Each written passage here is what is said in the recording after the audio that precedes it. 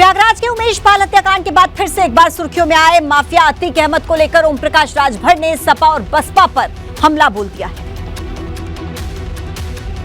ओम प्रकाश राजभर ने राजनीति के अपराधीकरण के लिए सपा और बसपा को जिम्मेदार ठहराते हुए कहा कि कांग्रेस वोट पाने के लिए अपराधियों को सिर्फ पालती थी, लेकिन सपा और बसपा ने अपराधियों के लिए राजनीति के दरवाजे खोल दिए। कांग्रेस पार्टी के नेता लोग अपराधी पालते थे, लेकिन टिकट कांग्रेस नहीं देती। गरीबों का वोट लूटने के लिए अपराधी पालते थे। हालांकि ओम प्रकाश राजभर ने अतीक अहमद को सपा का प्रोडक्ट बताने वाले मायावती के बयान का समर्थन करते हुए सपा पर तंज कसते हुए कहा कि समाजवादी पार्टी ने ही अतीक अहमद को विधानसभा से लेकर लोकसभा तक पहुंचाया। एमएलए चुने गए समाजवादी पार्टी के टिकट पर, सांसद चुने गए समाजवादी पार्टी के टिकट पर। इसको तो कोई नहीं जुटला सकता है। ओम प्रकाश राजभर ने सभी सरकारों पर अपराधियों को संरक्षण देने का आरोप लगाते हुए कहा कि प्रदेश में टॉप 10 अपराधियों की लिस्ट के बावजूद उन पर कार्रवाई नहीं होती।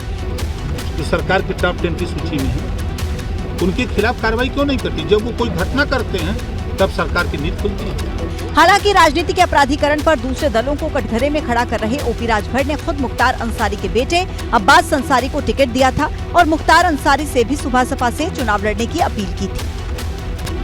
गाजीपुर में doctor Mukhtar Ahmad Ansari inter college में अवैध निर्माण पर प्रशासन का बुलडोजर चला। प्रशासन की टीम ने बाउंड्री वॉल को बुलडोजर से गिरा दिया। इंटर कॉलेज के प्रबंधक है मुख्तार के भाई और बसपा सांसद अफजाल अंसारी।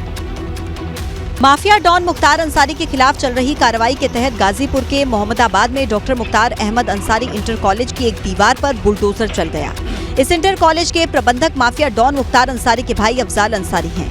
आरोप है कि कॉलेज की दीवार सरकारी जमीन पर अवैध कब्जा करके बनाई गई थी। गाजीपुर के मोहम्मदाबाद में आज एमए इंटर कॉलेज के चारदीवारी पर भी उप प्रशासन का बुलडोजर चला। बताया जा रहा है कि एमए इंटर कॉलेज का यह चारदीवारी सरकारी जमीन पर बनाया गया था। कार्रवाई के दौरान कॉलेज और उसके आसपास भारी संख्या में पुलिस बल तैनात किया गया था। इसके अलावा गाजीपुर में ही मुख्तार अंसारी के करीबी रहे कमलेश सिंह प्रधान की एक इमारत को ढहा दिया गया। बिना नक्शा पास करवाए ही निर्माण करवाने की वजह से इमारत को अवैध घोषित कर दिया गया था।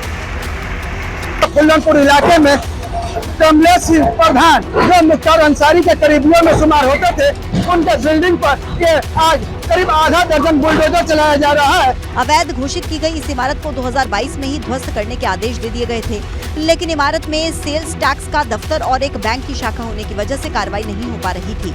हालांकि सरकारी दफ्तर और बैंक ब्रांच शिफ्ट होने के बाद ये इमारत जमींदोज कर दी गई। चारधाम यात्रा में इस बार भारी संख्या में श्रद्धालु आने की संभावना है, लिहाजा इस बार नए नियम भी लागू किए जा रहे हैं। अंदेशा है कि इस बार 50 लाख के करीब यात्री चारधाम में दर्शन के लिए पहुंच सकते हैं। यात्रा में श्रद्धालुओं का स्वास्थ्य एक बड़ी चुनौती है। ऐसे में इस बार यात्रियों को पैदल चलने का फिटनेस प्रमाण पत्र लेकर आना होगा। कोई भी यात्री जो आएगा वो अपने स्टेट से एक प्रमाण पत्र लाएगा कि फिटनेस का, कि वो जो है पैदल यात्रा कर सकता है कि नहीं कर सकता है। तीर्थ यात्रियों को अपने राज्य से फिटनेस से जुड़ा प्रमाण पत्र साथ लेकर आना होगा। फिटनेस प्रमाण पत्र का मतलब ये है कि श्रद्धालु पैदल चढ़ाई चढ़ने में फिट हैं या फिर नहीं। इस प्रमाण पत्र में लिखा होना चाहिए कि शख्स को कोई भी ऐसी शारीरिक बीमारी नहीं है जिससे उसे पहाड़ों में यात्रा करने में दिक्कत हो। इस प्रमाण पत्र को यात्रा करते समय दिखाना होगा। दरअसल केदारनाथ, यमुनोत्री और हेमकुंड साहिब ऐसे धाम हैं जहां पैदल यात्रा के बाद ही पहुंचा जा सकता है। लिहाजा यहां के लिए यात्रियों को सर्टिफिकेट लाना बेहद जरूरी हो जाता है। दरअसल पिछले साल केदारनाथ यात्रा में कई श्रद्धालुओं की जान चली गई थी, जिसको लेकर चारधाम यात्रा के इंतजाम पर सवाल उठे। लिहाजा इस बार सरकार किसी भी तरह का कोई रिस्क नहीं लेना चाहती।